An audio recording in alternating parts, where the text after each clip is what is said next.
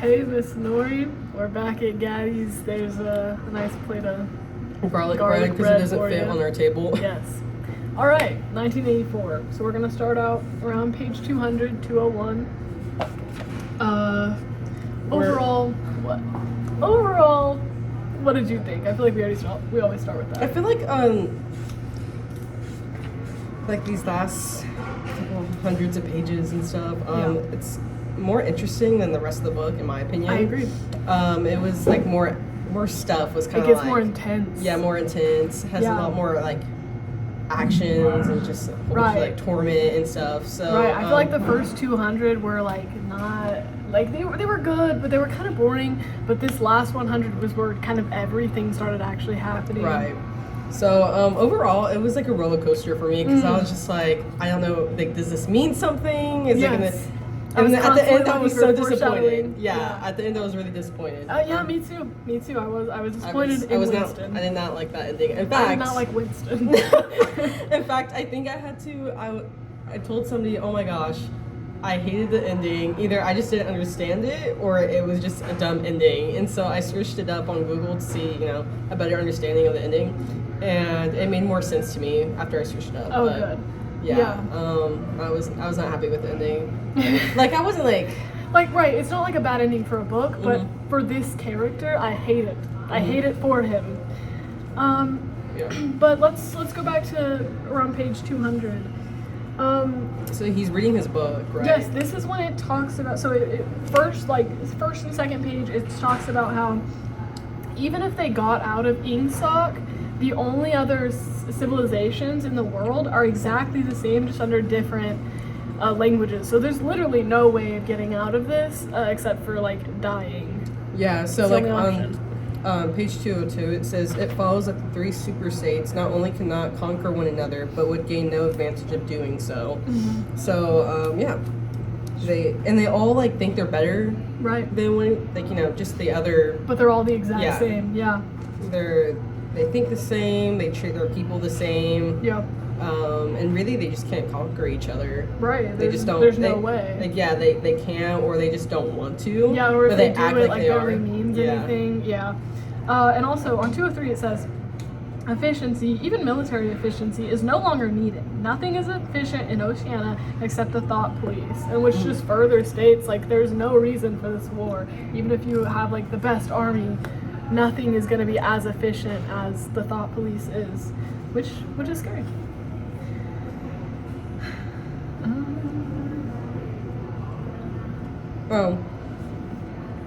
So I did say, okay, I highlighted, actually, I didn't say anything, but on 204, I highlighted the part where it says, the war is waged by each ruling group against its own subjects, and the subject of the war is not to make or prevent conquest of territory, but to keep the structure of society intact. Yep. So I found that like really interesting, because then right after that it says, the very word war, therefore, has become misleading. Right, yeah. So I did highlight that part because I thought it was interesting. Yeah, it really is. And then it starts talking about that older lady, because he's listening to the older lady outside the room, and she's usually in the same spot. She's always there singing like a little tune. And at first I highlight that part because I was suspicious. I was just like, why is she always there?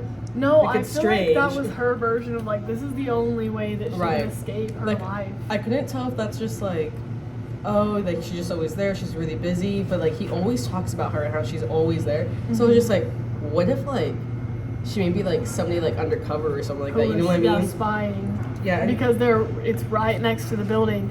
Now, I don't know if it was that or if it was just him being able to see the proles living their life. Because she seemed like she did, like the amount of laundry she did made it seem like she had a ton of kids and grandkids, but you never saw them. So it was almost like, I don't know, it was like an unanswered question of her. Like, I wonder if it was maybe she didn't have kids. Maybe she just missed her kids that got, disappeared or whatever. Right, and but I don't know. 207. Right, it starts talking about the low, the middle, and the high, and how it's kind of like a vicious cycle. So it says the aim of the low is basically abolishing all distinctions and creating an equal society. The middle, or the high, doesn't want this at all. Anyways, if the low ends up overpowering or like trying to do a revolution, it just goes back to being the way it was. The low becomes the high, the low. You know, it's a vicious cycle basically. Right. So it says, then they are overthrown by the middle, who enlist the low on their side by pretending to them that they are fighting for liberty and justice. But, you know, as soon as they reach their objective, the middle thrust the low back into their old position of servitude and themselves become the high. So the middle just turns into the high this time. So there's no way of getting out of that either. This whole first part just seems like, you know, you can't get out of it. Doesn't matter what you try to do. Doesn't matter if you revolt or go somewhere else. It's all the same. Right. I did think like him reading the book, like the book really just like explains everything in better detail. It doesn't really like solve anything. It just explains everything, and I did like that. I found like a lot of stuff in here just really interesting. I was just like, oh my gosh, I never thought about that before. That makes so much sense. Like, yeah. And like right now, presently, like we do have some of these problems. And then other than that, yeah, I underlined where it says about 1930, practices which had been long abandoned in some cases for hundreds of years, imprisonment without trial, the use of war prisoners as slaves, public executions, torture, hostage, and the deportation of whole populations not only became common again, but were tolerated and even defended by people who considered themselves enlightened and progressive. I thought this was like a really interesting concept. yeah, I highlighted that too. Like a little, Yeah, little like- bracket. Like the people who are like, oh yeah, no, we got you, we're moving forward, and then they're like kidnapping people, and you know, they're doing slavery again. It's just very interesting how this world works, and it's all very backwards. Right. Let's see. I'm trying to like read what I highlighted really quick. Yeah.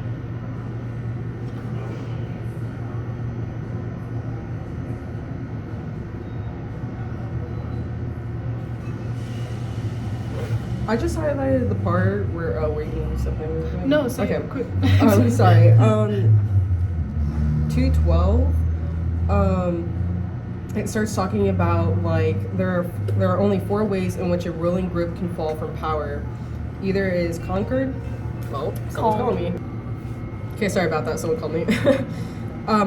I was just saying either it is conquered from without, or it governs so inefficiently that the masses are stirred to revolt, or it allows a strong and discontented middle group to come to being, or it loses its own self-confidence and willingness to govern. I just found that really interesting because it starts talking about just like obviously during like the Nazi reign, and then just other parts too. It starts talking about Russia as well. It really like just talks like in like simple like stuff, just how a government can be like overthrown, or like what causes a weak government, and how how they can fall from power. Yeah, how the big brother doesn't really do the mistakes that the people in the past did. So they're basically learning from them and trying to figure out a way like how to like make like nobody really revolt against them at all. And a lot of the ways they can fall, it doesn't really depend on the people. It depends on if they're confident enough, and clearly they are. The only way that the people can get too powerful is if the government allows the middle class to get too big, which is still not even on the people. That's still a governmental thing. So really, these people aren't falling anytime soon. Right. So they also like the book also talks about how ruling groups in the past had basically kings or successors, and the big brothers basically we're just like, we don't really think that works. Yeah. Because it really doesn't.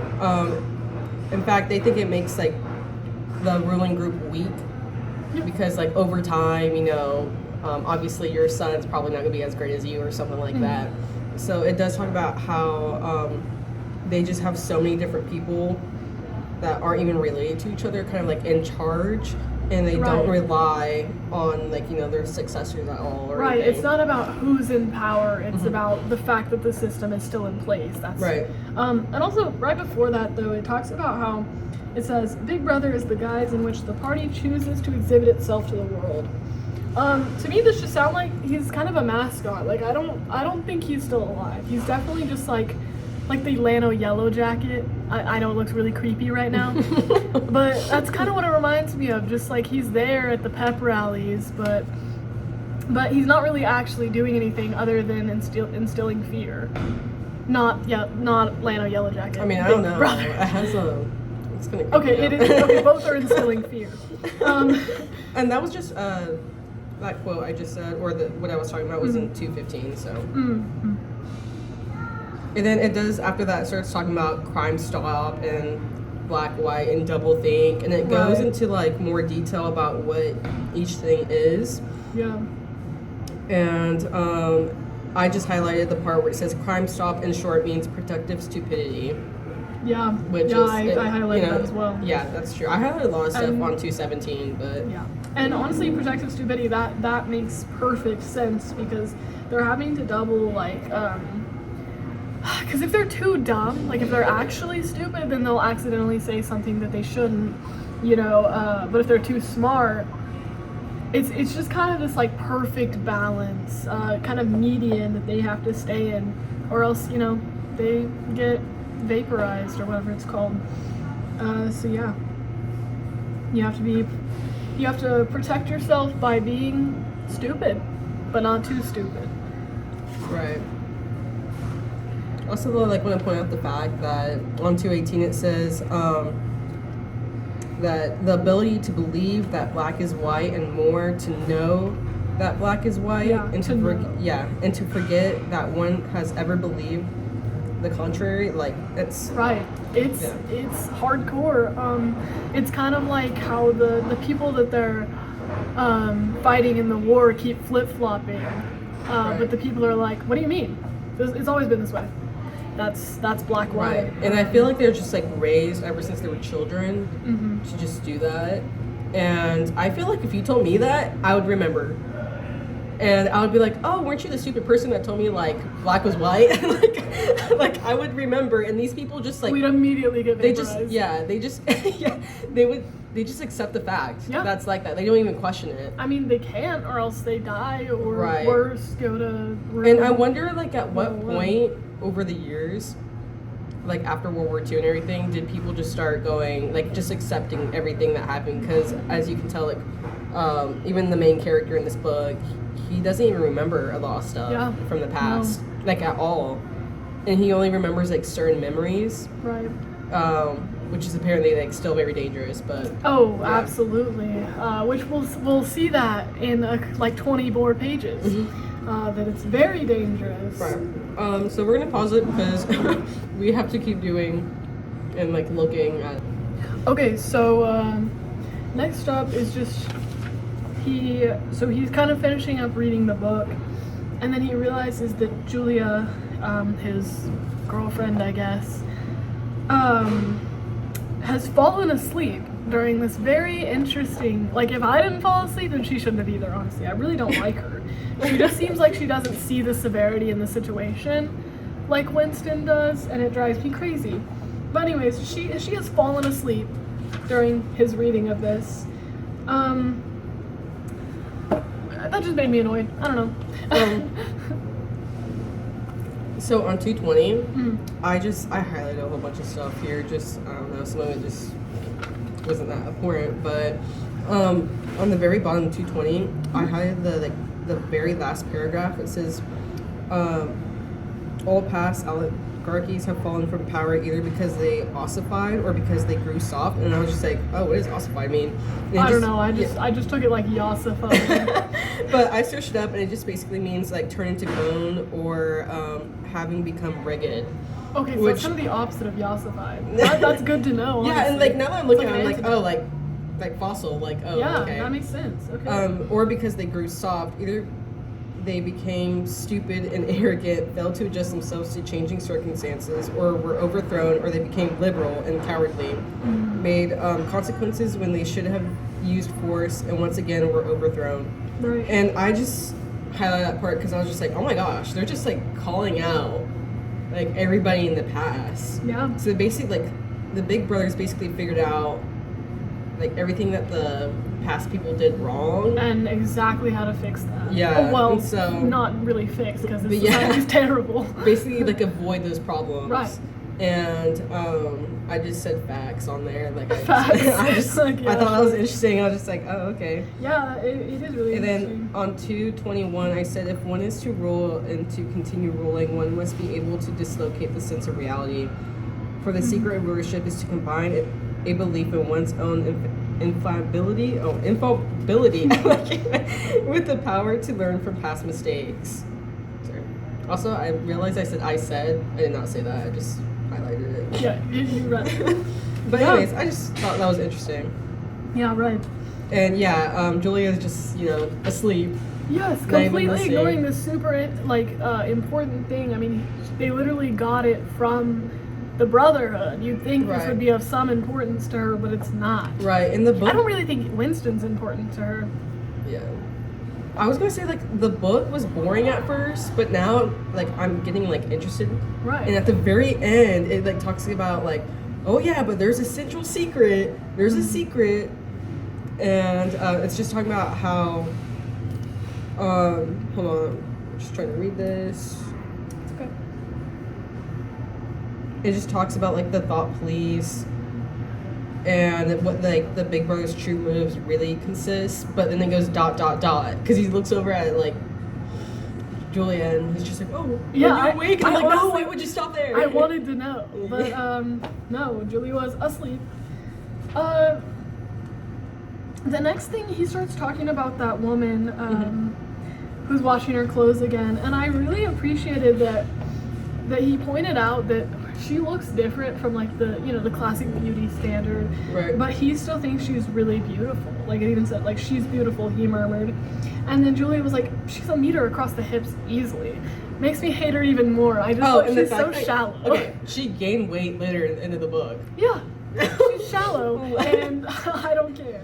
Yeah, I did But like this Winston, part really nice. because he was observing really like her song and the way she was doing things, Yeah. and he was just like, I've never It was really. just appreciation Yeah, for life. I never really thought about how maybe like hard this woman's life was, Yeah. like maybe like how many children she had, because you could tell on her body that Right. she's had a lot of like hardship and children, and she's always busy doing Right, chores. and But he appreciates right, that. but like at the end of the day, she's still singing. Like no matter how many Yeah. like hard stuff she's gone through, she's still singing. And I highlighted the part where it says, "Why should the fruit be held in fear to the flower?"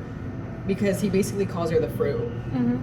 And yeah, I do like agree with that. Like I think it's very like beautiful how he just kind of Yeah. observes just like regular, Yeah. human nature and thinks like, oh my gosh, like Yeah, maybe she's a metaphor.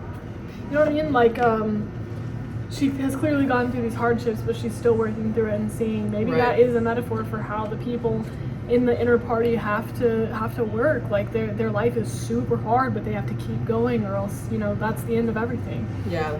So maybe I don't know. So anyways, I just thought that was kind of interesting. And then the mysterious picture of the church, Yep. which I have to go back to that like little poem that he used to sing. Yeah. And I was like, oh my gosh, that poem must mean something. I don't know what, but I have to go back and read that again. Because obviously the church has had something to do in the picture. Yeah. Right. Chop off his little head. But anyways, Yeah, one of the things that he says next is where there's equality, there can be sanity. Sooner or later it would happen. Strength would change into consciousness. I did like that because it's like when there's equality and everybody's, singing kumbaya or whatever the phrase is, they start to have like a mindset to continue that equality. They don't want to lose that, but then they see the people who are trying to get rid of it because they want to stay in power. So I don't know. I was just saying that because that makes sense to me. That as soon as they let like all the bad stuff that we were talking about, like slavery and whatnot, stop, the party is gonna get some backlash, or the party's gonna get overthrown, basically. Right. Oh my gosh. Yeah, and then they're just chilling. Oh yeah. And enjoying life. They're like, we're the dead. And Julia was like, yeah, you're right, we are the dead. And then some iron voice behind them says, you are the dead. Like, the way my jaw dropped. I know, I was just like, oh already? my gosh. It just scared me, man. I mean, the fact that there was a telescreen right behind the picture, Yeah. Wow. Yeah, that was something else, right. Honestly. Yeah. And he keeps repeating everything they say. He keeps repeating, and I think that might have something to do with the fact that, like, if you're in the party, you can't have, like, original thoughts, really. And so, like, repetition of just That's someone else repeating what this other guy is saying just over and over, because you can't have your own thoughts. That's what it seems like to me, like a metaphor. Or like the way Winston's kind of like, he's panicking, they're frozen, he goes, and like maybe like his voice is like a whisper, he's like, the house is surrounded, like he's like really scared, and they can still hear him, and they're like, the house is surrounded, like he's just agreeing to everything that they're saying. Yeah, like, just like in a different voice, you know what I mean? And you're right, if he was whispering, then that would kind of just show, like, yeah, that's right, we heard everything you've ever thought. I mean, in the audiobook, he kind of is. Like, they're kind of like frozen, they're scared, and they're kind of like whispering to each other. No, that makes sense. Yeah, that's what I, got from it. And then that was the last he saw of her. Yeah, that's true. Sad. For him, not for me. I kind of hated her. And then Mr. Charrington, fake. I just want to say fake. I was so upset, dude. I love that old man. And he had his face changed up and whatnot. Oh, now he's like younger. Mm-hmm. And they changed him into a different person. Like physically, not even just mentally or anything. It says his face had undergone only tiny changes that had nevertheless worked a complete transformation. Which is 2:30, right? Yeah, it's 2:30. And then it's part 3. Yeah, where he's basically in the cell and he's there for a very long time, and there's different people that come through, and he sees different people and how they're treated.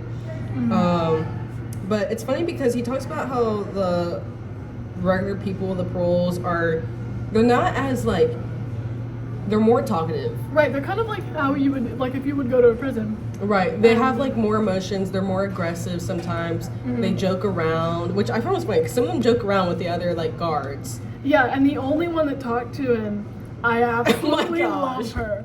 She was like, beg pardon, dearie, I wouldn't sat on you, only the buggers put me there. And I love her. She's like so fun. She just like was talking about how like she's all like rough and like she's got tattoos, and then she's like, oh, pardon me.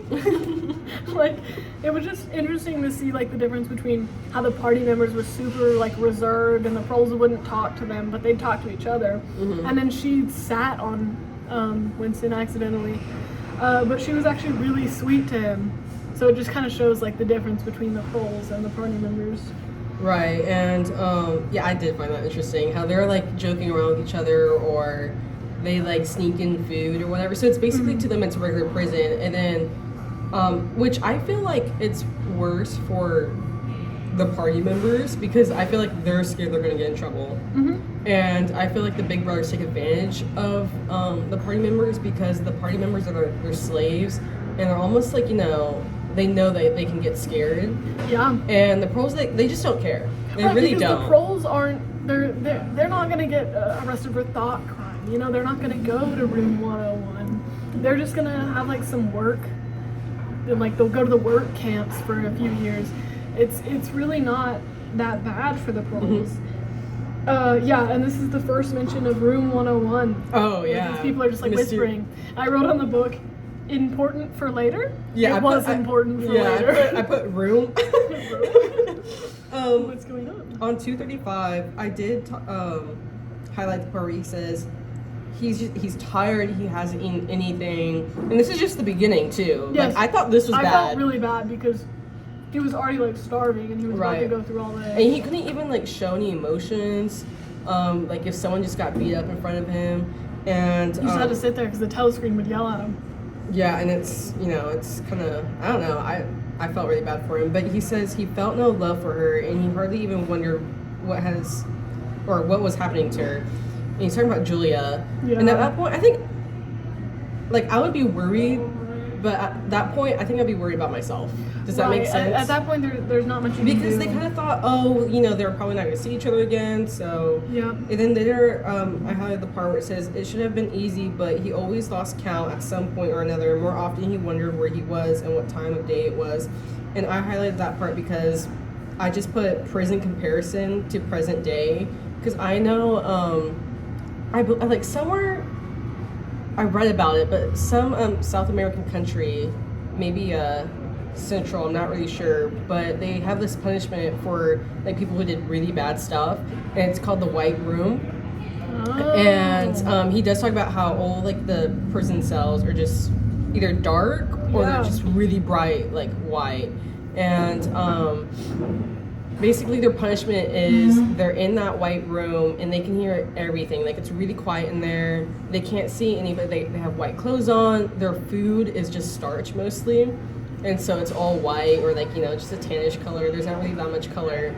Yeah, and it's used to, like, they don't, like, you know, they don't really talk to the prisoners at all, and it's almost like a timeout, but it's also very break your mind. Yeah, like the punishment is to basically demoralize you and just, like, you know, think about, like, get sick of your own self basically. Yeah. Because you have nothing else to do except think. Yeah. And you can't talk to anybody. You're there for like days and days and days, depending on like what you do. But I just kind of thought about that. That was really interesting. And speaking of that, right at the end of this page, he knew instinctively the lights would never be turned out. It was the place with no darkness, and that was in the dream with O'Brien. He basically figured it out, what the room with no darkness is. Right. And then Ampleforth comes in. Mm-hmm. Poor guy. I know, I feel bad for him. I think he's still proud of his children after that. Yeah, his parents turned him in, and he's like, I'm so proud of them. They turned their good old dad in. And like, this guy, he's such a buffoon. Yeah, and then there's hold on. The reason that he got turned in though was because he allowed the word God that's what I was about to say. to remain at the end of the line because there weren't enough rhymes for Rod. Very funny reason to get put in jail. No freedom of religion there. Yeah, that's And he was just reading it off the poem that it already existed. Yeah. That's crazy to me. Alright, we're gonna pause it again because we have to read the other stuff. Okay, so next. It's 240 all the way to 260, so... Yep. But basically, Parsons has just walked in and he starts freaking out because he's in there for thought crime. You know, this guy, another buffoon. And he's talking about, he says at one point, you don't think the party would arrest an innocent man, do you? And I just felt like I needed to look in the camera like I was on The Office. Because, yeah, but I think they do. I think they might. And yeah, basically he was just, in his sleep, he was whispering down with Big Brother, which is very interesting to me. Is that like why was that in his mind? You know, I wonder. Parsons is an interesting man because he's definitely not one to say down with Big Brother. Right. But I guess he is in his sleep. Strange. And it's the same thing that Winston wrote in his journal. Which is very interesting.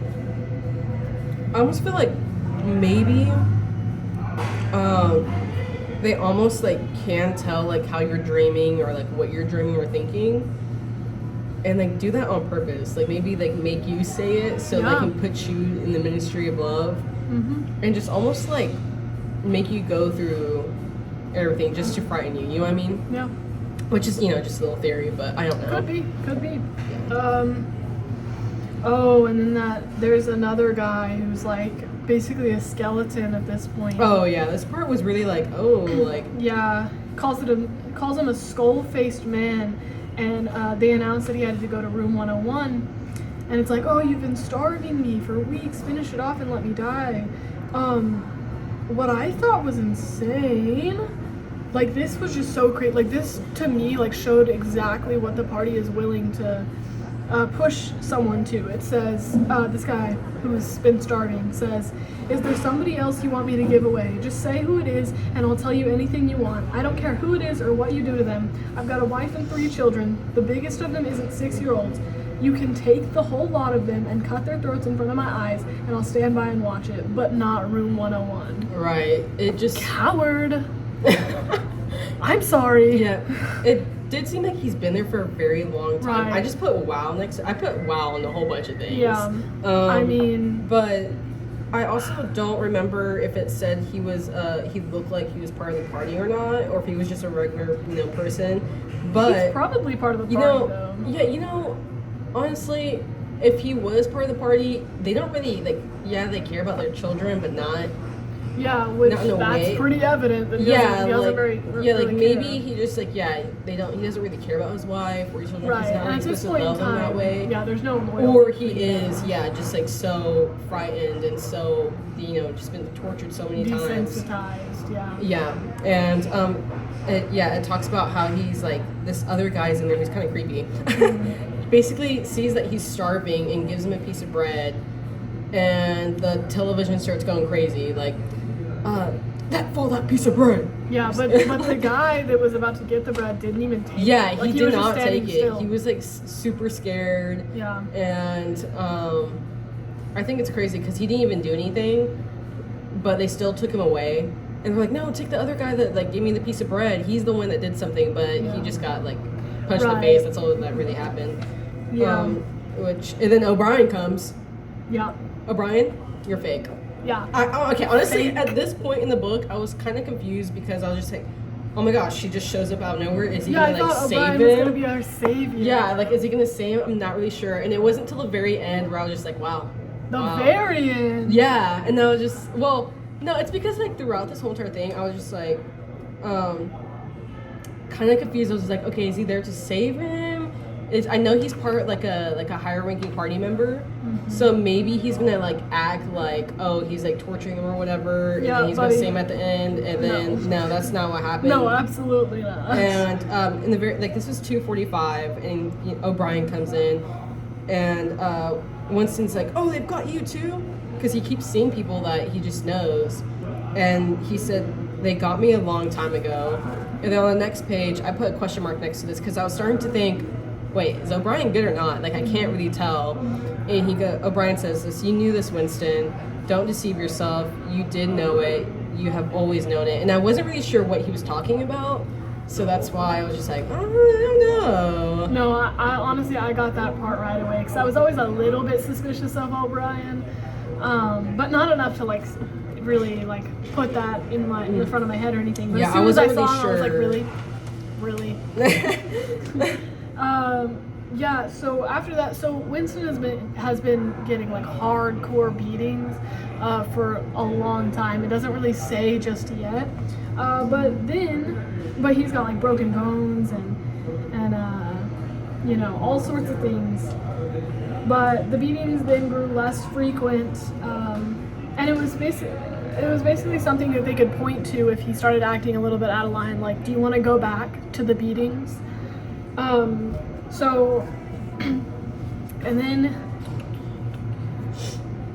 I feel like they just made him ashamed of himself and did. humiliated himself, and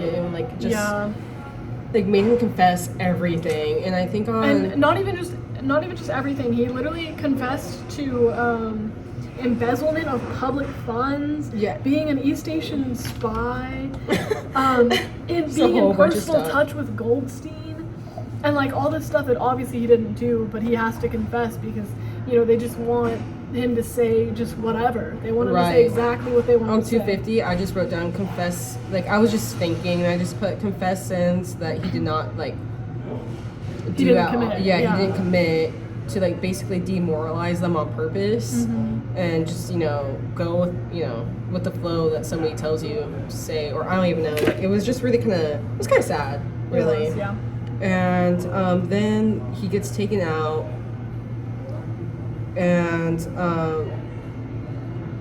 it says room 101, and I'm not like he doesn't really go to room 101, I think, but he's taken to this suspicious looking room. And while he's there and rolling down the corridor, he can see everybody, and he's like almost like he can't feel anything. He's kind of going crazy. Basically sounds like a lunatic. He's laughing, and all the people around him, even though they're not like O'Brien's next to him, Julia, Mr. Charrington, they're all like with him and shouting and with laughter and everything. So that's basically when he starts going crazy. Yes, absolutely, and it's about time because Yeah, and then he goes, oh, and then I think O'Brien was next to me. I'm not really sure. And he goes, he was the tormentor, he was the protector, he was the inquisitor, he was the friend. And I was like so confused. I'm like, okay, do I trust O'Brien? Do I not at all. Like, I know. I was just like, I don't know. Like, I don't think I do. But That's like, so I was just like, does he? Like, I'm trying to figure out the yeah. puzzle and I can't. No, what shocked me right here is, you know, we haven't gone through many pages so far since he's been arrested. But he says, he was not sure whether it was O'Brien's voice, but in the same voice that had said to him, "We shall meet in the place where there is no darkness." So the dream that he had, like, kind of at the beginning of the book. In that other dream, 7 years ago, he's been in this room, he's been in this, like, thing for 7 years. Oh, wait. We shall meet in this place where there is no darkness. We shall meet in the place where there's no darkness. In that other dream, in that dream, 7 years ago.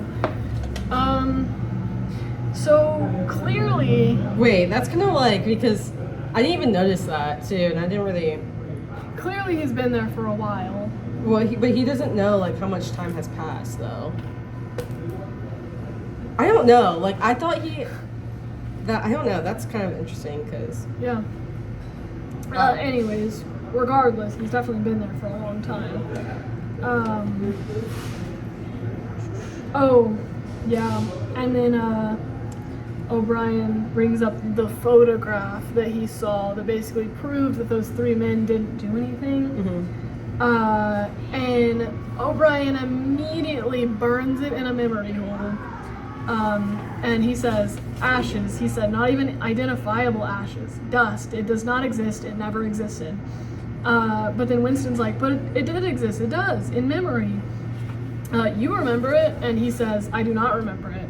Which is just another example of double think. Right. I just want to go back to 251 where he says, don't worry, Winston. You are in my keeping. For 7 years I've watched over you.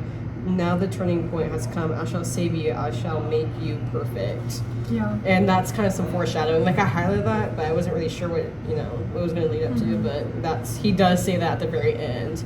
Yeah. That I'm going to make you perfect, and in order to do that, I'm just going to have to keep basically tormenting you and everything. Yeah. And which is crazy, really crazy. Hey O'Brien. Oh yeah. But oh my gosh, I was so mad at this specific line when O'Brien says, "You have known it for years. Though you have fought against the knowledge, you are mentally deranged. You suffer from a defective memory. You are unable to remember real events."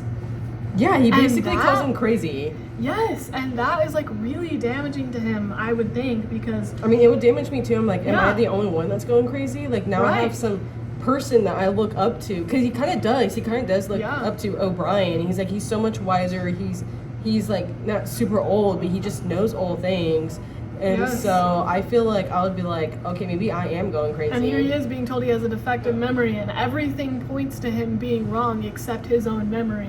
Right. So at this point, what's he to do, you know? Right, and he goes through that weird machine that, or was that already there? I'm not really sure. But anyways, he goes through this machine where O'Brien, like every time he says something wrong, O'Brien like has this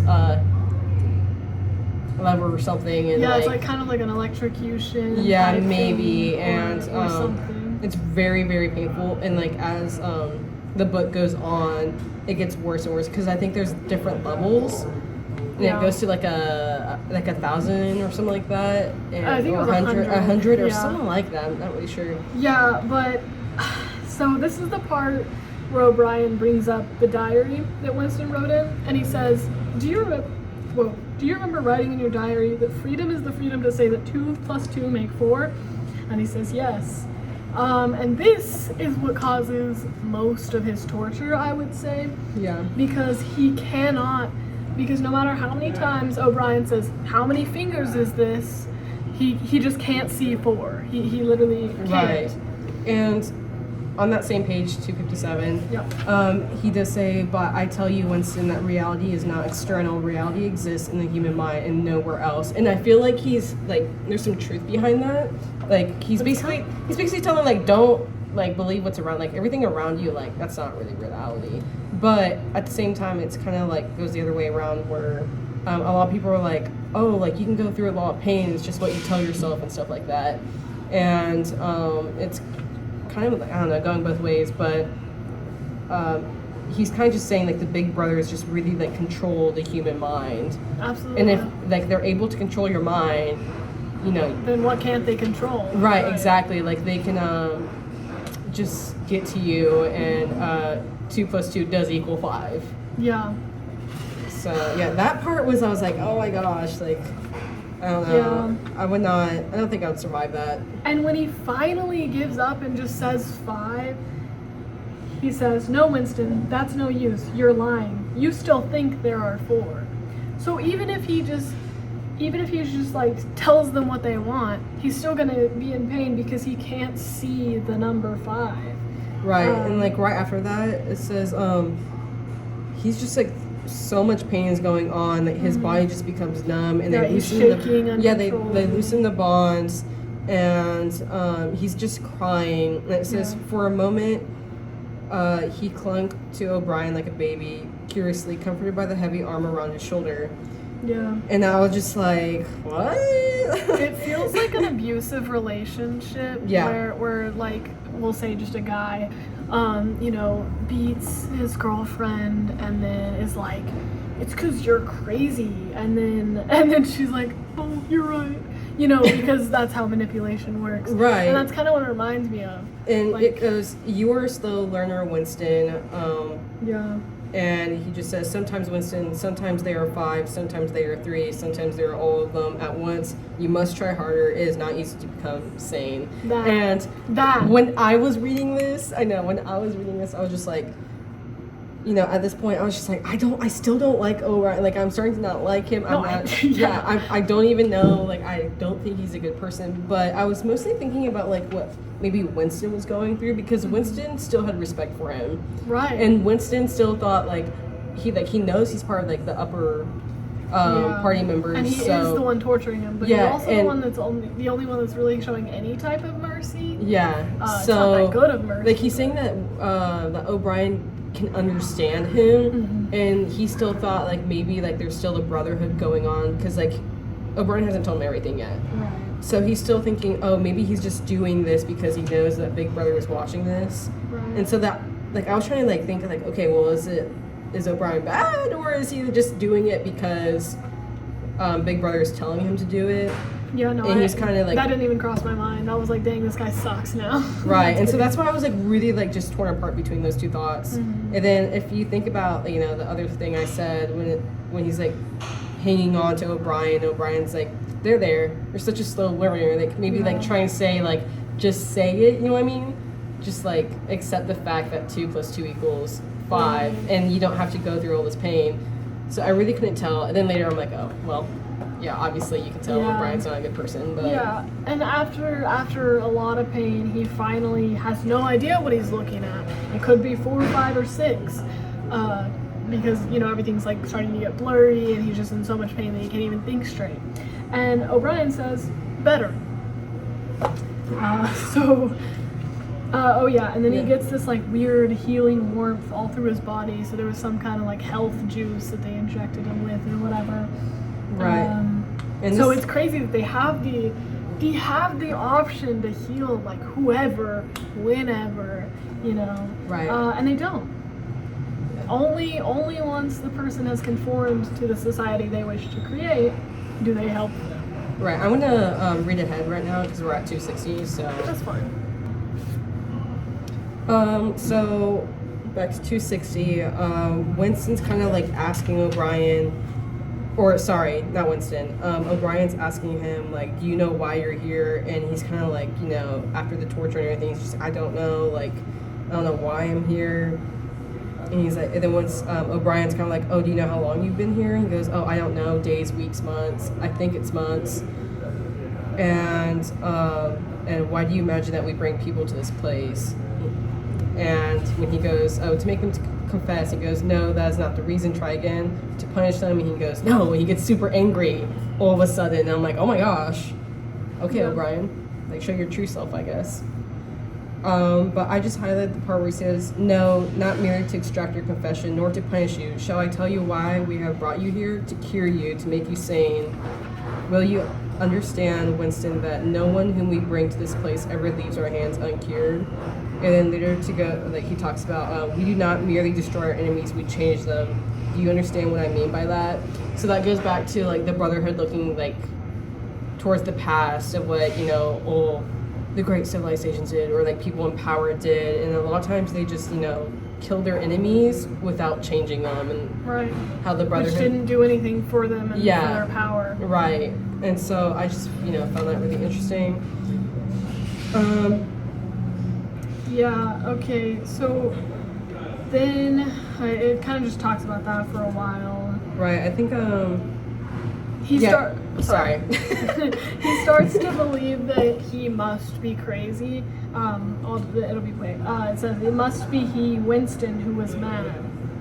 And so you can tell it's already getting to a pretty hardcore, what were you gonna say now? Oh, like on 263. Yeah. I was just gonna say, I said evil on here, but it says, "We do not destroy the heretic because he resists us. So long as he resists us, we never destroy him. We convert him, we capture his inner mind, we reshape him. And then we make him one of the, oh my gosh, I cannot speak. We make him one of ourselves before we kill him." Yeah. Which is just crazy. And then I have the part where it says, "The command of the old despotism was, I don't know, thou shalt not," and then it goes, "thou shalt," or shalt, oh my gosh, I cannot speak. And then our command is, "thou art." And so I have that part because I was just like, I don't know, seems important, but not really sure.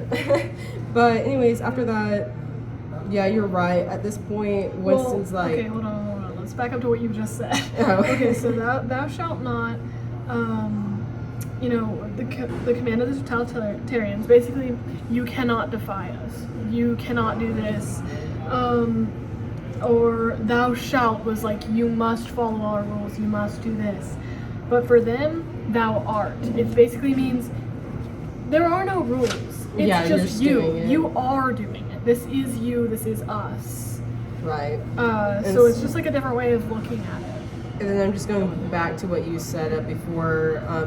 Winston starts thinking, oh my gosh, he's just going like on this rampage. He's like just explaining everything, and he goes, he is not pretending. He's not a hypocrite. He believes every word he says, and he's talking about O'Brien, who's basically just explaining everything. Yeah. And then O'Brien later says, "We shall crush you down to the point from which there is no coming back. Things will happen to you, from which you cannot recover it if you lived 1,000 years." And I was just like, wow. And then he starts talking about like, never again will you be capable of love or friendship or joy of living or laughter or curiosity or courage or integrity.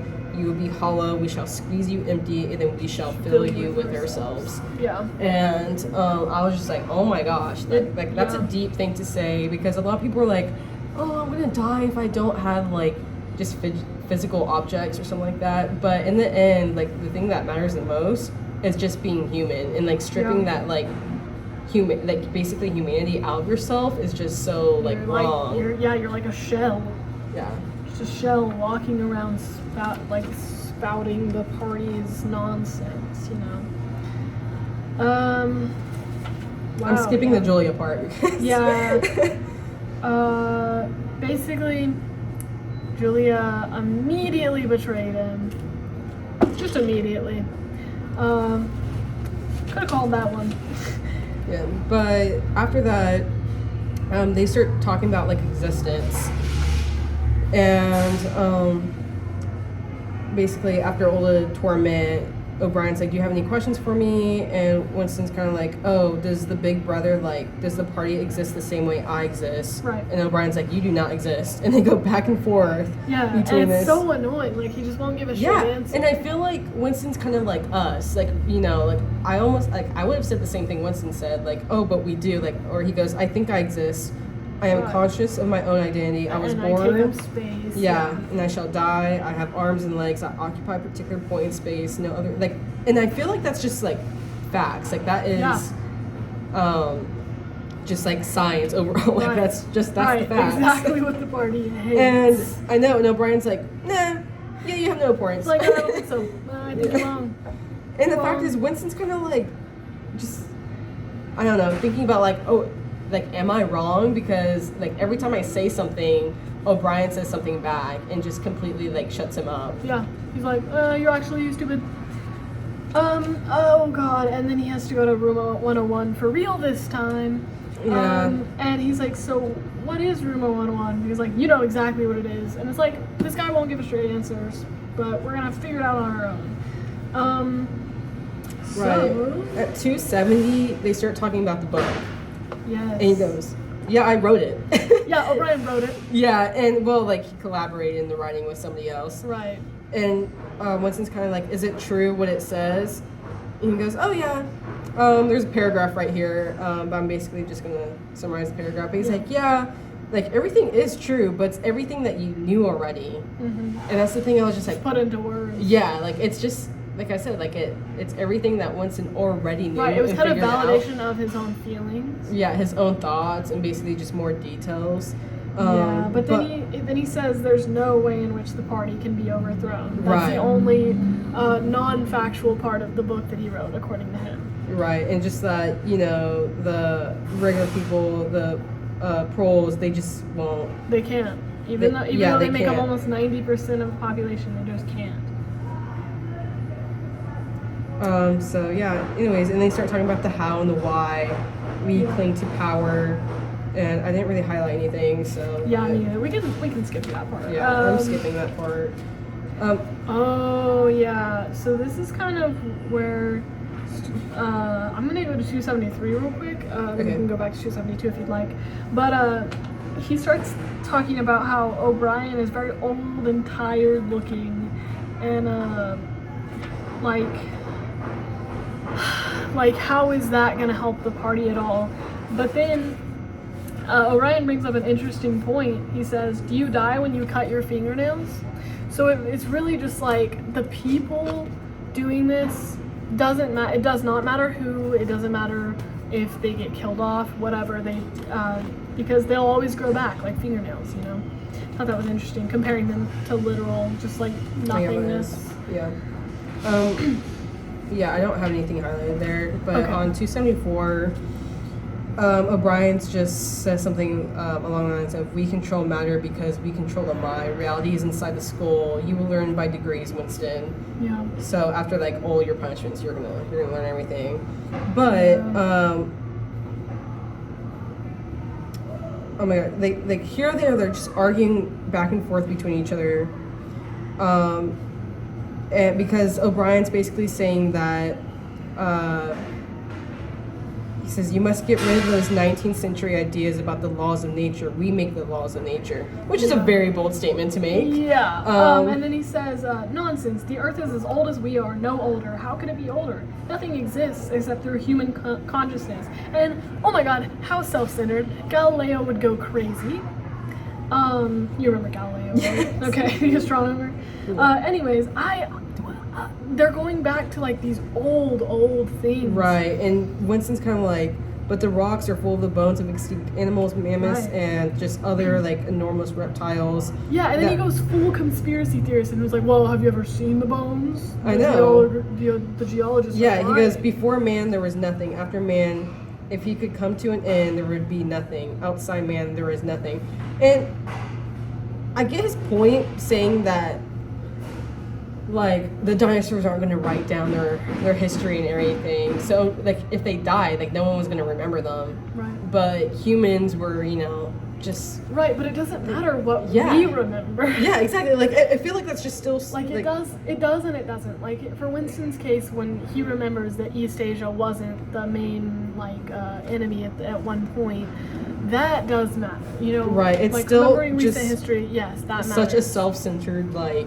bold statement Right. to But say that. even so, like if no one remembered anything, history would still have happened. And It's like then- the whole if a tree falls in a forest, does it really make any noise? Yes, of course it does. That's self-centered to Right. think not. And then Winston's kind of like, but there's like a whole universe outside of us. You can't there's, basically like, control universes, everything. Stars, everywhere, Um, planets. Right, and then O'Brien's like, oh, what are the stars? And Yeah. they're just bits of fire, a few kilometers away. And we A can few reach them. kilometers I is know we great. can reach them if we want to, or we could blot them out, which is Yeah. crazy because I Yeah. feel like they would. They would literally darken the sky if they wanted to. Well, they absolutely could. It's happening now, technically. And he Light goes, the pollution. Earth is the center of the universe. The sun, the stars go around it, like you said. Yeah, and Galilee.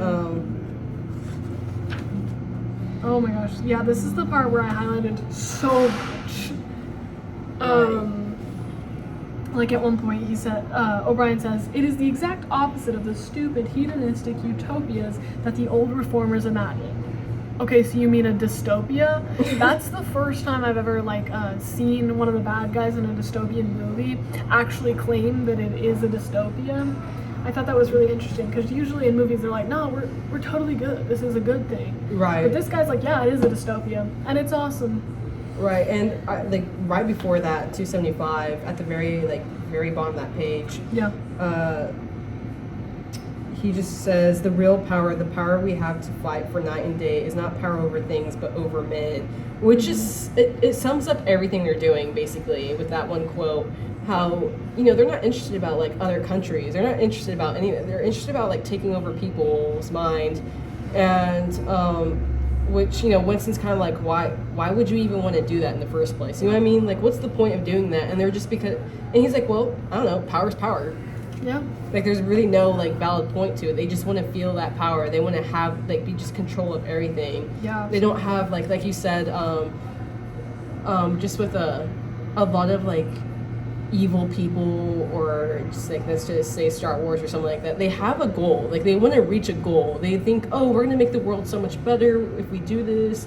We're gonna make sure everybody's equal or something. And then obviously they don't really have good ideas, or it doesn't work or it out. doesn't work the way But they're they just over here oh, power's power.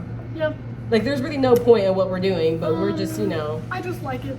So they just, I don't know, it's which a is lot crazy. of entitlement. Yeah, we shall watch. Let's see. And he's still at this point. Winston's still trying to fight back. He's like, I don't know, I don't care. Somehow you'll fail. Life will defeat you. So he's still fighting back at this point, which is good.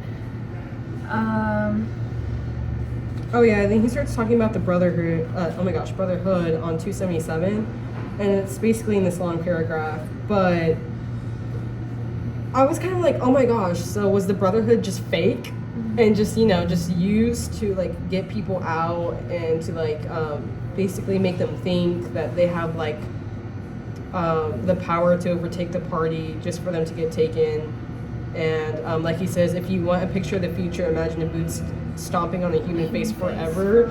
And that human face is basically everybody that was in the Brotherhood or thought they could be in it. Yeah. And always we shall have the heretic here at our mercy. The heretic would be the people in the Brotherhood, screaming with pain, broken up, and in the end, utterly just can't save himself. Yeah. Which I just found really interesting. What were you gonna say? Sorry. Oh no, I was just gonna talk about. So there's kind of another shift in the story at this point. O'Brien makes Winston look in a mirror. Oh yeah, I was about to and say something for that. Yeah, he looks horrible. Yeah, he's skeleton-like, and it says face seemed to be protruded because of its bent carriage, knobbly forehead, bald scalp, crooked nose, battered cheekbones, and he just looks bad, just rough. Right, and before that, it does say Winston's still what the heck are you talking about, O'Brien? I don't. He goes, it is impossible to fund a civilization on fear and hatred and cruelty. It would never endure, which is right. You know, he's right. And O'Brien's like, nah, nah, nah. And then he goes, I don't know, I don't care, somehow you will fail. And he's talking to O'Brien, something will defeat you, life will defeat you. Yeah. And then O'Brien's just like, well, we control life, Winston, at all levels. And you are imagining that there is something called human nature which will be outraged by what we do and will turn against us. But we create human nature. And just basically talking about how men are really malleable and they can control just their minds and everything. And I was just like, wow, that's a really scary thought. Yeah. Like, it really is. That's a very scary thought because it's almost like it's possible. It really is possible. But then, like, before that, the reason why Winston's that kind of like shown in a mirror is because he says something like, no, I believe it. I know that you will fail. There is something in the universe I don't know, some spirit, some principle that you will never overcome. And this is 279, by the way. But Winston's like, oh, do you believe in God? Which, you know, God's like not really mentioned in here because they're not really taught about God. Yeah. Really. And like that one time where, you know, that one guy did put God at the very end of the poem, he was obviously, you know, taken away and everything. Yeah. So I feel like they just don't want anybody like clinging to like a base, like a religious base. Right. And because religion is like a way for a lot of people to ground people in like what rules they should be following or whatever, and they don't want any set of rules over theirs. Right. And then he goes, oh, well then like, what principle do you think will defeat us? And he goes, I don't know, the spirit of the man, which is so true. Like, if you really wanted to revolt, you would revolt. And that's just because that's the spirit of, like, men just going, like, hey, this is so wrong. We need to do something about it. And he has that feeling. He just knows that everything that they're doing is wrong. And after that, like you said, O'Brien's like, oh, you should probably look in the mirror. This is what you are, because you are the last man. Yeah, he's like, do you consider yourself a man? If so, take a look. Yeah, because this is what mankind looks like, and he just looks absolutely terrible. So basically, just another punch right in the morale. Right, he goes, yeah, you are the only one if you consider yourself a man. Yeah. Because you do not exist anymore, and you're just not, I don't know. And I feel like if that happened to me, I would be kind of punched in the face. Yeah. I'd be like, oh my gosh, I can't even recognize myself. What am I saying? Yeah. And to him, he looked scary to himself. Right, and I feel like that's just sad. And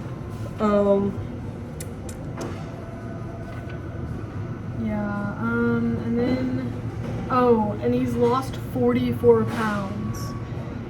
25 kilograms, I converted it. But that's a lot, because he wasn't very like big or anything, you know. He had like he used to have gin a lot, but then even before all this, he's kind of stopped drinking it a lot. So 44 pounds is a lot to lose for Winston. He was considered like kind of like average size, just like so yeah. Right. So like the on 282, it says basically what O'Brien says to sum up everything. He goes, that is the last man. He's talking about Winston in the mirror. He goes, if you are human, that is humanity. Now put your clothes on again. And I feel like that's such a strong quote because he's basically saying that you basically represent the whole entire world right now. Yeah, and he's looking at himself and he looks terrible. Right. If that's the state of the world. I think when he goes, now put your clothes on again, like it's kind of like saying that even though the world's like super terrible, they're gonna like hide that fact. Yeah, they're gonna hide everything about it. It should be something to be ashamed of. And then hold on, let me say. Oh yeah. Winston says, "You did it. You reduced me to this state."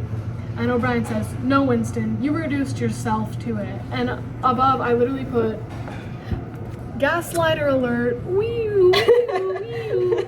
Because O'Brien definitely did this to him. He was getting beaten and, like, electrocuted or whatever, and, like, not being fed very much. Like, it's more putting Winston in a place where, like, he feel like he doesn't have any power. Right. And then he then says that, you know, even though he looks like that, he still hasn't betrayed Julia, which is the Right. one thing he went in for. You know, like that's the one thing that he was gonna keep. Right, because he thought if he could like even though that she may have like betrayed him, and If he everything, could die and he still loved Julia, then that was a way then to he defeat, won. yeah, defeat like the big brothers. Yeah, And he just said he never stopped loving her at all, and he was going to remain that way. Which, good for him. you know, turns out differently, but Good for him. Okay, and then he starts trying to get stronger and put on some more weight. So that's really cool for him. He started smoking again. yeah, he is getting stronger. I feel like Yeah. he was gonna like build up to something. Like I was just like, I oh, thought so too. I thought okay, he he's I working think- out. Right, but I think this was his way of like internally being like, okay, if this is humanity, then I'm gonna fix it somehow, you know. So I feel like if he looked better, he felt that maybe humanity would look a little bit better too, since that was the analogy that was just used. Yeah, and then he starts like going down. He's writing different stuff. He goes, freedom is slavery. 2 and 2 make 5. And then all of a sudden he's kind of like, he's like thinking about writing something, but he's not really sure. So he just writes and he goes, God is power. And I just highlighted that part Yeah. because I wasn't really sure like what the meaning was behind it, but I was wasn't really sure like either. curious. I was just like, oh, like even though like after everything that happened, like I really thought he was gonna have a comeback. Yeah, okay, where it said 2 and 2 make 5, I put right next to where I said here he has lost his freedom. You can trace it right back to right there. On Right. page 287, midway. That is where he lost all of his freedoms. Even if he still loves Julia. Right. So, and this was after they basically actually. Oh yeah, it says he accepted everything. The past was alterable. The past never had been altered. The past was alterable. The past had never been altered. Yeah. So just another, I don't know, what would you call it? Like a paradox, a contradictory statement. And he's falling for it. Right, and then all of a sudden he has that dream where he's just leaving the corridor and he's seeing the light of day, which he has not seen in forever probably, Right. and he's looking at the countryside and he just knows the bullets behind him and he's kind of like almost like I just want to die, like Right, he's ready for it. I just want to die right now. And really, like, I feel like dying is like the easiest way to go, just being shot in the back of the head without knowing. At this point, Yeah, because you're getting rid of the pain and everything. And then he starts calling out to Julia, and that's where he made his mistake, and he knew it. He knew he made that mistake. Because he called out in real life, even though he tried to call it in his dream. Yeah, and so now he goes to room 101. Here it is, finally, for real this time. Yeah, and to get to the point, rats. Yeah, Basically. remember when I was like, oh my god, rats? Yeah, it came back. He's really that afraid of rats. And it's, well, basically room 101 is where almost everybody dies. Yeah, hold And, on. Before we get okay. there, it says, now tell me, what are your true feelings toward Big Brother? He says, I hate him. And so O'Brien's like, you hate him, good. Then the time has come for you to take the last step. You must love Big Brother. And that's when, he has to go to room 101. So basically, he's not totally done for. He just has, but as soon as he makes that last step, he's gone. Winston, as we know him, out of here. Yeah. It's crazy that he's gotten this far. Right, and basically through the pages, because this is around like 296. Yeah. And more. We're almost there. Oh yeah. But there's a torture device. Basically, he has a mask, and it's He's completely strapped in. He cannot move at all. Right. All he can see and hear are little squeaks of rats, which he's obviously terrified of. And the only way to get out of it is to ask for somebody else to be put in his place. And at this point, this is where he lost that battle of loving Julia, because he says, do it to Julia, not me. I don't care what you do to her. Take her face off, strip her to the bones. Not me. Yeah. It's So- just crazy because like he broke. wasn't really told that he can like basically put that punishment on somebody else. But he felt that was the only way to get out of it. Right, and that's where he just lost everything. Yeah. And the ending was confusing for me, but after reading it, like through Reddit and everything, because Reddit's your best friend when it comes to explaining stuff. But if I'm rereading this, I'm like, okay, now it makes sense, because at the end, throughout the book, it's talking about like they don't care if they kill you, they just care if they turn you. They want to make sure that you believe them before they kill you or release you. Right. You have to be you can't be hating them or anything. You have to love Big Brother. Right, and so here he just takes that away, where he was just like, oh, no matter what they do to me, I'm still gonna love Julia. And then after that, he's just no. They broke him. He basically betrayed her. Yeah. So then he's back at the chestnut tree, which this part I was like, what? I know. I was like, exactly. What happened exactly? Because obviously he didn't die. I was like I thought they were gonna break him and then kill him right after. Yeah. But no, they set him free.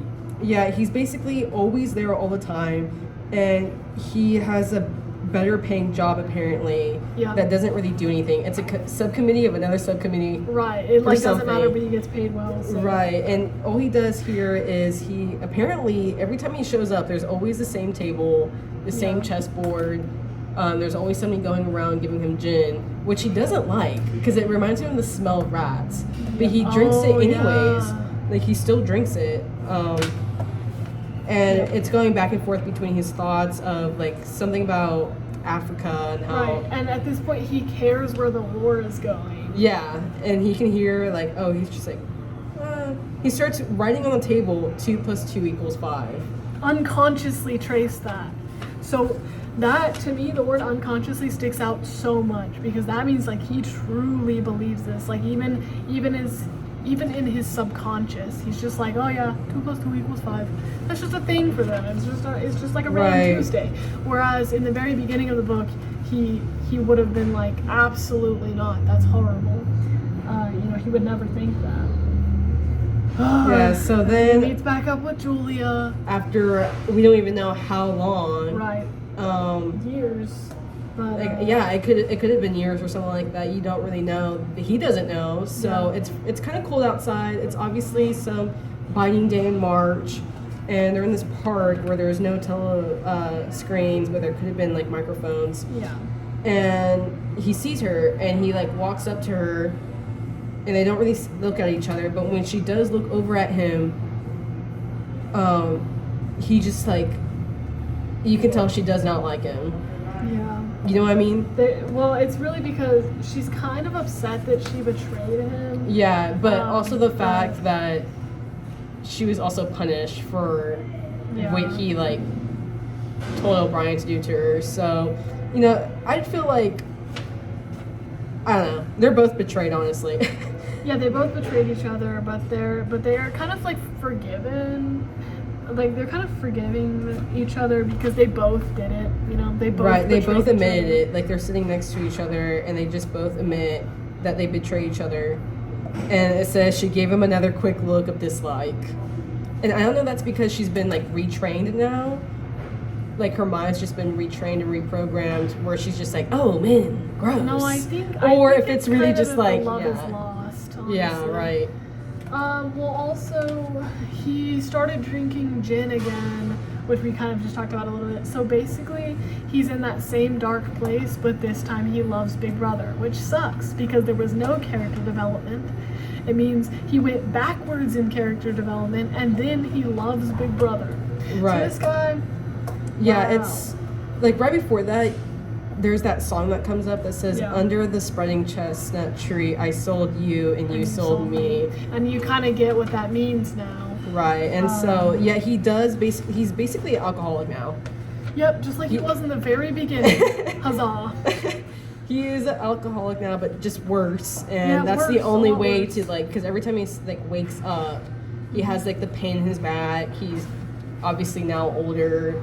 And just drinking is just the only way that he can recover from anything. Okay, so one thing, it says, for a whole afternoon they had been all happy together as in his earlier childhood. So it's kind of like a memory he's having.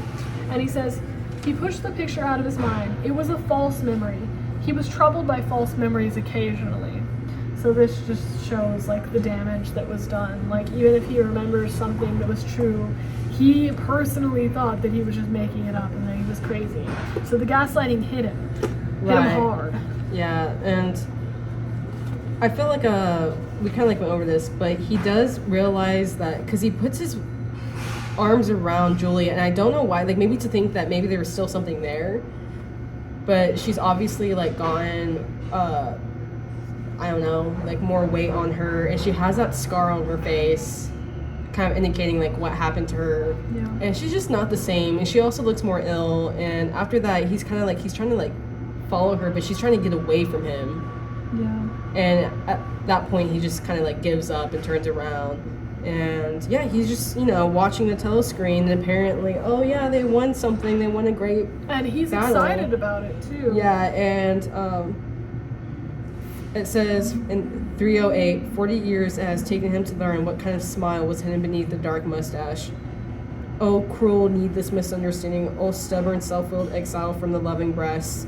2 gin-scented tears. I'm sorry, that's gross. That is gross. If you're crying gin, there's a problem. Yeah, trickled down the sides of his nose. But it was all right. Everything was all right. The struggle was finished. He had won the victory over himself. He loved Big Brother. Which is funny, because that's also very ironic, because that wasn't the point. Like, Yeah, he won the victory over himself. I'm pretty sure he lost. yeah, and I had to go back because I was kind of like not happy with the ending. I said, what the hell, period. I was just like, that was a terrible ending. It was a fantastic ending if we're just looking specifically at a book ending. Yeah. However, it sucked. And when I like did some more research and everything, it did make sense where they were talking about how the whole entire point where he was trying to defeat them, like if he died, he just wanted something to hold on to, just to like, you know, just to fight against the Big Brother, and he didn't. Like he just gave up everything. Right. And yeah, the point of just George Orwell, he was saying that he was basically showing us that this could happen in the future, and even if you realize what's going on, even if you maybe have a solution, or you try so hard to work for something, it's all gonna go down the drain. Yeah, and Winston was really dedicated to like trying to like figure out if there was a brotherhood and try to like get things stopped and fixed. But even then, in the end, right.